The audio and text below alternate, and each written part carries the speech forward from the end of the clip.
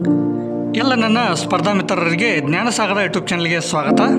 ಇವತ್ತು ಕೇಂದ್ರ ಸರ್ಕಾರದಲ್ಲಿ ಖಾಲಿ ಇರತಕ್ಕಂಥ ಒಂದು SSCಯ ಒಂದು CGL ಹುದ್ದೆಗಳಿಗೆ ನೇಮಕಾತಿ ಮಾಡಲು ಒಂದು ಅರ್ಜಿಯನ್ನು ಕರೆದಿದ್ದಾರೆ. ಸೊ ಇದರ ಬಗ್ಗೆ ಒಂದು ಡೀಟೇಲ್ ಆಗಿರ್ತಕ್ಕಂಥ ಮಾಹಿತಿಯನ್ನು ಈ ವಿಡಿಯೋನಲ್ಲಿ ತಿಳ್ಕೊತಾ ಹೋಗೋಣ. ಈ ಒಂದು ಹುದ್ದೆಗೆ ಅಪ್ಲಿಕೇಶನ್ ಹಾಕೋದಕ್ಕೆ ಸ್ಟಾರ್ಟಿಂಗ್ ಡೇಟ್ ಬಂದುಬಿಟ್ಟು 9/6/2025ರಿಂದ ಲಾಸ್ಟ್ ಡೇಟ್ ಬಂದುಬಿಟ್ಟು 4/7/2025ರವರೆಗೆ ಒಂದು ಅಪ್ಲಿಕೇಶನ್ಗಳನ್ನ ಹಾಕೋದಕ್ಕೆ ಅವಕಾಶವನ್ನು ಕೊಟ್ಟಿದ್ದಾರೆ. ಇನ್ನು ಅಪ್ಲಿಕೇಶನ್ ಹಾಕಿರ್ತಕ್ಕಂಥ ಅಪ್ಲಿಕೇಶನ್ಗೆ ರಿಸಿಪ್ಟನ್ನು ತೊಗೊಳೋದಕ್ಕೆ ಲಾಸ್ಟ್ ಡೇಟ್ ಬಂದುಬಿಟ್ಟು 4/7/2025 ಇದು ಲಾಸ್ಟ್ ಡೇಟ್ ಆಗಿರ್ತಕ್ಕಂಥದ್ದು. ಇನ್ನು ಅದರ ಜೊತೆಗೆ ಆನ್ಲೈನ್ ಪೇಮೆಂಟ್ ಮಾಡೋದಕ್ಕೆ ಲಾಸ್ಟ್ ಡೇಟ್ ಬಂದುಬಿಟ್ಟು 5/7/2025 ಇದು ಕೂಡ ಲಾಸ್ಟ್ ಡೇಟ್ ಆಗಿರ್ತಕ್ಕಂಥದ್ದು. ಇನ್ನು ಅಪ್ಲಿಕೇಶನ್ ಹಾಕುವಾಗ ಏನಾದರೂ ಮಿಸ್ಟೇಕ್ಸ್ ಆಗಿದ್ದರೆ ಅದನ್ನು ಕರೆಕ್ಷನ್ ಮಾಡ್ಕೊಳ್ಳೋದಕ್ಕೆ 9/7/2025ರಿಂದ 11/7/2025ರವರೆಗೆ ಒಂದು ಅವಕಾಶವನ್ನು ಕೊಟ್ಟಿರ್ತಾರೆ. ಇನ್ನು ಈ ಒಂದು ಎಕ್ಸಾಮಿನೇಷನ್ ಬಂದುಬಿಟ್ಟು ಕಂಪ್ಯೂಟರ್ ಬೇಸ್ಡ್ ಎಕ್ಸಾಮಿನೇಷನ್ ಆಗಿರ್ತಕ್ಕಂಥದ್ದು. ಸೊ ಇದರಲ್ಲಿ ಟೈರ್ 1 ಅಥವಾ ಟೈರ್ 2 ಅಂತ ನೋಡ್ತೀವಿ. ಇಲ್ಲಿ 2 ಎಕ್ಸಾಮಿನೇಷನ್ಗಳನ್ನು ಕಂಡಕ್ಟ್ ಮಾಡ್ತಾರೆ.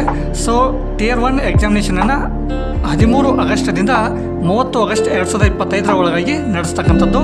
ಇನ್ನು ಟೈರ್ 2 ಎಕ್ಸಾಮಿನೇಷನ್ ಇದಲ್ಲ, ಇದನ್ನು ಡಿಸೆಂಬರ್ 2025ರಲ್ಲಿ ನಡೆಸ್ತಕ್ಕಂಥದ್ದು. ಇನ್ನು ಅಪ್ಲಿಕೇಶನ್ಗಳನ್ನು ಹಾಕುವಾಗ ಯಾವುದಾದ್ರೂ ತೊಂದರೆ ಆದರೆ ಇಲ್ಲಿ ಹೆಲ್ಪ್ಲೈನ್ ನಂಬರನ್ನು ಕೂಡ ಕೊಟ್ಟಿದ್ದಾರೆ. ಸೊ ಈ ನಂಬರ್ಗೆ ಕಾಲ್ ಮಾಡೋದ್ರ ಮೂಲಕ ನಿಮ್ಮ ಒಂದು ಕ್ವಶನ್ಗಳನ್ನು ಸಾಲ್ವ್ ಮಾಡ್ಕೋಬೋದಾಗಿರ್ತದೆ. ಇನ್ನು ಈ ಒಂದು ಹುದ್ದೆಗೆ ಅಪ್ಲಿಕೇಶನ್ ಹಾಕೋದಕ್ಕೆ ಅಪ್ಲಿಕೇಶನ್ ಫೀಸನ್ನು ನೋಡೋದಾದರೆ ಇಲ್ಲಿ ₹100 ಅಪ್ಲಿಕೇಶನ್ ಫೀಸನ್ನು ಇಟ್ಟಿದ್ದಾರೆ. ಇನ್ನು ವುಮನ್ ಕ್ಯಾಂಡಿಡೇಟ್ಸ್ ಆಗಿರ್ಬೋದು ಮತ್ತು SC ಆಗಿರ್ಬೋದು, ST ಆಗಿರ್ಬೋದು ಮತ್ತು PWBD ಅಂತ ನೋಡ್ತೀವಿ, ಅಂದರೆ ಹ್ಯಾಂಡಿಕ್ಯಾಪ್ ಆಗಿರ್ಬೋದು ಅಥವಾ ಎಕ್ಸ್ ಸರ್ವಿಸ್ ಮ್ಯಾನ್ ಅಭ್ಯರ್ಥಿಗಳಿಗೆ ಒಂದು ಯಾವುದೇ ರೀತಿಯಾಗಿರ್ತಕ್ಕಂಥ ಫೀಸ್ ಇರೋದಿಲ್ಲ. ಅವರು ಯಾವುದೇ ರೀತಿಯಾಗಿರ್ತಕ್ಕಂಥ ಅಮೌಂಟ್ ಕೊಡದೇನೆ ಅಪ್ಲಿಕೇಶನ್ಗಳನ್ನು ಹಾಕೋಬೋದಾಗಿರ್ತದೆ. ಇನ್ನು ಕರ್ನಾಟಕದಲ್ಲಿ ಇರ್ತಕ್ಕಂಥ ಒಂದು ಎಕ್ಸಾಮಿನೇಷನ್ಗಳ ಸೆಂಟರ್ಗಳನ್ನು ನೋಡೋದಾದರೆ ಬೆಳಗಾವಿ ಆಗಿರ್ಬೋದು, ಬೆಂಗಳೂರು ಆಗಿರ್ಬೋದು, ಹುಬ್ಬಳ್ಳಿ ಆಗಿರ್ಬೋದು, ಕಲಬುರಗಿ, ಮಂಗಳೂರು, ಮೈಸೂರು, ಶಿವಮೊಗ್ಗ, ಉಡುಪಿ ಅಂತ ನೋಡ್ತೀವಿ. ನಿಮಗೆ ಯಾವುದು ನಿಯರ್ ಆಗುತ್ತೋ ಅಲ್ಲಿ ನೀವು ಸೆಂಟರನ್ನು ಸೆಲೆಕ್ಟ್ ಮಾಡ್ಕೊಂಡ್ಬಿಟ್ಟು ಅಲ್ಲಿ ಹೋಗಿ ಎಕ್ಸಾಮನ್ನು ಬರೀಬೇಕಾಗಿರ್ತದೆ. ನಿಮಗೆ ನಿಯರ್ ಆಗಿರ್ತಕ್ಕಂಥ ಒಂದು ಸೆಂಟರನ್ನು ಸೆಲೆಕ್ಟ್ ಮಾಡ್ಕೋಬೇಕು. ಇನ್ನು ಸ್ಕೀಮ್ ಆಫ್ ಟೈರ್ 1 ಎಕ್ಸಾಮಿನೇಷನ್ ನೋಡೋದಾದರೆ ಜನರಲ್ ಇಂಟೆಲಿಜೆನ್ಸ್ ಆ್ಯಂಡ್ ರೀಸನಿಂಗ್ ಅಂತ ನೋಡ್ತೀವಿ. ಇಲ್ಲಿ 25 ಕ್ವಶನ್ಗಳು ಇರ್ತಕ್ಕಂಥದ್ದು. ಇನ್ನು ಮ್ಯಾಕ್ಸಿಮಮ್ ಮಾರ್ಕ್ಸ್ ಬಂದುಬಿಟ್ಟು 50 ಮಾರ್ಕ್ಸ್ ಇರ್ತಕ್ಕಂಥದ್ದು. ಇನ್ನು ಜನರಲ್ ಅವೇರ್ನೆಸ್ ಅಂತ ನೋಡ್ತೀವಿ. ಇಲ್ಲಿ 25 ಕ್ವಶನ್ಗಳು ಇರ್ತಕ್ಕಂಥದ್ದು, 50 ಮಾರ್ಕ್ಸ್ ಇರ್ತಕ್ಕಂಥದ್ದು. ಇನ್ನು ಕ್ವಾಲಿಟೇಟಿವ್ ಆಪ್ಟಿಟ್ಯೂಡ್ ಅಂತ ನೋಡ್ತೀವಿ. ಇಲ್ಲಿ 25 ಕ್ವಶನ್ಗಳು ಇರ್ತಕ್ಕಂಥದ್ದು. ಇನ್ನು ಮ್ಯಾಕ್ಸಿಮಮ್ ಮಾರ್ಕ್ಸ್ ಬಂದುಬಿಟ್ಟು 50 ಮಾರ್ಕ್ಸ್ ಆಗಿರ್ತದೆ. ಇನ್ನು ಲಾಸ್ಟ್ ಬಂದುಬಿಟ್ಟು ಇಂಗ್ಲೀಷ್ ಕಾಂಪ್ರಿಹೆನ್ಷನ್ ಅಂತ ನೋಡ್ತೀವಿ. ಇಲ್ಲಿ ಕೂಡ 25 ಕ್ವಶನ್ ಇರ್ತಕ್ಕಂಥದ್ದು, 50 ಮಾರ್ಕ್ಸ್ಗಳು ಇರ್ತಕ್ಕಂಥದ್ದು. ಇನ್ನು ಟೋಟಲಾಗಿ ಇದರ ಒಂದು ಟೈಮ್ ಡ್ಯೂರೇಷನ್ ನೋಡೋದಾದರೆ ಇಲ್ಲಿ 1 ಅವರ್ ಇರ್ತಕ್ಕಂಥದ್ದು. ಈ ಒಂದು ಎಕ್ಸಾಮಿನೇಷನ್ ಬಂದುಬಿಟ್ಟು ಕಂಪ್ಯೂಟರ್ ಬೇಸ್ಡ್ ಎಕ್ಸಾಮಿನೇಷನ್ ಆಗಿರ್ತಕ್ಕಂಥದ್ದು. ಇನ್ನು ಸ್ಕೀಮ್ ಆಫ್ ಟೈರ್ 2 ಎಕ್ಸಾಮಿನೇಷನ್ ಬಗ್ಗೆ ನೋಡೋದಾದರೆ ಈ ಒಂದು ಎಕ್ಸಾಮಿನೇಷನಲ್ಲಿ ಇಲ್ಲಿ 2 ಪೇಪರ್ಗಳು ಇರ್ತಕ್ಕಂಥದ್ದು, ಪೇಪರ್ 1 ಆ್ಯಂಡ್ ಪೇಪರ್ 2 ಅಂತ ನೋಡ್ತೀವಿ. ಅದೇ ರೀತಿಯಾಗಿ ಪೇಪರ್ 1ನಲ್ಲಿ ಸೆಷನ್ 1 ಆ್ಯಂಡ್ ಸೆಷನ್ 2 ಅಂತ ನೋಡ್ತೀವಿ. ಇನ್ನು ಸೆಷನ್ 1ರಲ್ಲಿ section 1 and section 2 and section 3 ಅಂತ 3 ಸೆಕ್ಷನ್ಗಳಿರ್ತವೆ. ಸೊ ಮೊದಲನೇದಾಗಿ ಸೆಕ್ಷನ್ 1ರಲ್ಲಿ ಮ್ಯಾಥಮೆಟಿಕಲ್ ಅಬಿಲಿಟೀಸ್ ಅಂತ ನೋಡ್ತೀವಿ. ಅವು 30 ಕ್ವಶನ್ಗಳಿರ್ತಕ್ಕಂಥದ್ದು. ಇನ್ನು ರೀಸನಿಂಗ್ ಆ್ಯಂಡ್ ಜನರಲ್ ಇಂಟೆಲಿಜೆನ್ಸ್ ಅಂತ ನೋಡ್ತೀವಿ. ಇಲ್ಲಿ ಕೂಡ 30 ಕ್ವಶನ್ಗಳಿರ್ತಕ್ಕಂಥದ್ದು. ಟೋಟಲ್ ಆಗಿ 60 ಕ್ವಶನ್ ಇರ್ತಕ್ಕಂಥದ್ದು.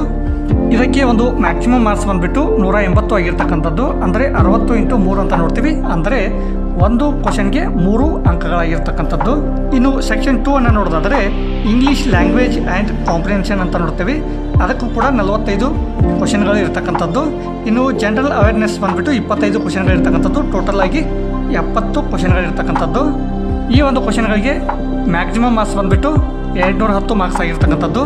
ಅಂದರೆ 70 ಕ್ವಶನ್ಗಳು ಮತ್ತು ಒಂದು ಕ್ವಶನ್ಗೆ 3 ಅಂಕ, ಅಂದರೆ 70 × 3 210 ಅಂಕಗಳಾಗಿರ್ತಕ್ಕಂಥದ್ದು. ಇನ್ನು ಇದಕ್ಕೆ ಕೊಡ್ತಕ್ಕಂಥ ಟೈಮಿಂಗ್ ನೋಡೋದಾದರೆ 1 ಅವರ್ ಫಾರ್ ಈಚ್ ಸೆಕ್ಷನ್. ಅಂದರೆ ಒಂದು ಸೆಕ್ಷನ್ಗೆ 1 ಅವರ್ ಕೊಟ್ಟರೆ 2 ಸೆಕ್ಷನ್ ಕೂಡಿ 2 ಅವರ್ ಆಗ್ತಕ್ಕಂಥದ್ದು. ಇನ್ನು ಮುಂದಿನದಾಗಿ ಸೆಕ್ಷನ್ 3 ಅಂತ ನೋಡ್ತೀವಿ. ಇಲ್ಲಿ ಕಂಪ್ಯೂಟರ್ ನಾಲೆಜ್ ಟೆಸ್ಟ್ ಅಂತ ನೋಡ್ತೀವಿ. ಇಲ್ಲಿ ಕೂಡ 20 ಕ್ವಶನ್ಗಳಿರ್ತಕ್ಕಂಥದ್ದು. ಇನ್ನು ಮ್ಯಾಕ್ಸಿಮಮ್ ಮಾರ್ಕ್ಸ್ ಬಂದುಬಿಟ್ಟು 60 ಮಾರ್ಕ್ಸ್ಗಳಾಗಿರ್ತಕ್ಕಂಥದ್ದು. ಅಂದರೆ 20 × 3 ಅಂತ ನೋಡ್ತೀವಿ. ಅಂದರೆ 20 ಕ್ವಶನ್ಗಳು, ಒಂದು ಕ್ವಶನ್ಗೆ 3 ಮಾರ್ಕ್ಸ್, ಅಂದರೆ ಟೋಟಲ್ ಆಗಿ 60 ಮಾರ್ಕ್ಸ್ ಆಗ್ತಕ್ಕಂಥದ್ದು. ಇನ್ನು ಸೆಷನ್ 2 ಅಲ್ಲಿ ಸೆಕ್ಷನ್ 4 ಅಂತ ನೋಡ್ತೀವಿ. ಅಂದರೆ ಡಾಟಾ ಎಂಟ್ರಿ ಸ್ಪೀಡ್ ಟೆಸ್ಟ್ ಅಂತ ನೋಡ್ತೀವಿ. ಅಂದರೆ 1 ಡಾಟಾ ಎಂಟ್ರಿ ಟಾಸ್ಕ್ ಅಂತ ನೋಡ್ತೀವಿ. ಇದಕ್ಕೆ ಒಂದು ಟೈಮಿಂಗ್ ಬಂದುಬಿಟ್ಟು 15 ನಿಮಿಷ ಆಗಿರ್ತಕ್ಕಂಥದ್ದು. ಅಂದರೆ 15 ನಿಮಿಷ ಫಾರ್ ಈಚ್ ಸೆಕ್ಷನ್ 3 ಆ್ಯಂಡ್ 4 ಅಂತ ಕೊಟ್ಟಿದ್ದಾರೆ. ಅಂದರೆ ಪ್ರತಿಯೊಂದು, ಅಂದರೆ 3ನೇ ಸೆಕ್ಷನ್ ಮತ್ತು 4ನೇ ಸೆಕ್ಷನ್ಗೆ ಒಂದು ಸೆಕ್ಷನ್ಗೆ 15 ನಿಮಿಷ, ಅಂದರೆ 30 ನಿಮಿಷ 2 ಸೆಕ್ಷನ್ ಕೂಡಿ ಆಗಿರ್ತದೆ. ಇನ್ನು ಮುಂದಿನದಾಗಿ ಪೇಪರ್ 2 ಅಂತ ನೋಡ್ತೇವೆ. ಇಲ್ಲಿ ಸ್ಟ್ಯಾಟಿಸ್ಟಿಕ್ಸ್ ಅಂತ ನೋಡ್ತೇವೆ. ಇಲ್ಲಿ 100 ಕ್ವಶನ್ಗಳಿರ್ತಕ್ಕಂಥದ್ದು. ಒಂದು ಕ್ವಶನ್ಗೆ 2 ಅಂಕ ಆಗಿರ್ತದೆ. ಅಂದರೆ 100 × 2 ಅಂದರೆ 200 ಮಾರ್ಕ್ಸ್ಗಳು ಆಗಿರ್ತಕ್ಕಂಥದ್ದು. ಇದಕ್ಕೆ ಟೈಮ್ ಡ್ಯೂರೇಷನ್ ಬಂದುಬಿಟ್ಟು 2 ಅವರ್ ಆಗಿರ್ತಕ್ಕಂಥದ್ದು. ಅಂದರೆ 2 ಗಂಟೆಗಳ ಕಾಲ ಒಂದು ಎಕ್ಸಾಮಿನೇಷನ್ಗೆ ಟೈಮನ್ನು ನೀಡಿರ್ತಕ್ಕಂಥದ್ದು. ಇದರ ಒಂದು ಡೀಟೇಲ್ ಆಗಿರ್ತಕ್ಕಂಥ ಸಿಲೆಬಸನ್ನು ಕೂಡ ಕೊಟ್ಟಿದ್ದಾರೆ. ಸೊ ಇದನ್ನು ಒಂದು ಸಲ ಕರೆಕ್ಟಾಗಿ ನೋಡ್ಕೊಂಡ್ಬಿಟ್ಟು ಆಮೇಲೆ ಅಪ್ಲಿಕೇಶನನ್ನು ಹಾಕ್ಕೊಳ್ಳಿ. ಇದರ ಒಂದು ನೋಟಿಫಿಕೇಶನ್ ಲಿಂಕನ್ನು ವಿಡಿಯೋನ ಕೆಳಗಡೆ ಡಿಸ್ಕ್ರಿಪ್ಷನ್ ಬಾಕ್ಸಲ್ಲಿ ಕೊಟ್ಟಿರ್ತೀನಿ. ಸೊ ಅಲ್ಲಿ ಹೋಗಿ ಡೌನ್ಲೋಡ್ ಮಾಡ್ಕೊಂಡ್ಬಿಟ್ಟು ಒಂದು ಸಲ ಕರೆಕ್ಟಾಗಿ ನೋಡ್ಕೊಂಡ್ಬಿಟ್ಟು ಆಮೇಲೆ ಅಪ್ಲಿಕೇಶನ್ಗಳನ್ನು ಹಾಕ್ಕೊಳ್ಳಿ ಅಂತ ಹೇಳ್ತಾ, ಇದೇ ರೀತಿಯಾಗಿರ್ತಕ್ಕಂಥ ಮೋರ್ ಇನ್ಫಾರ್ಮೇಟಿವ್ ವೀಡಿಯೋಸ್ಗಳಿಗಾಗಿ ನಮ್ಮ ಚಾನಲನ್ನು ಸಬ್ಸ್ಕ್ರೈಬ್ ಮಾಡ್ಕೊಳ್ಳಿ ಮತ್ತು ಬೆಲ್ ಬಟನ್ ಒತ್ತೋ ಮೂಲಕ ನೋಟಿಫೈ ಅಂತ ಹೇಳ್ತಾ ಇಲ್ಲಿಗೆ ಈ ವಿಡಿಯೋನ ಮುಗಿಸ್ತಾ ಇದ್ದೀನಿ. ಧನ್ಯವಾದಗಳೊಂದಿಗೆ ಜೈ ಹಿಂದ್, ಜೈ ಕರ್ನಾಟಕ.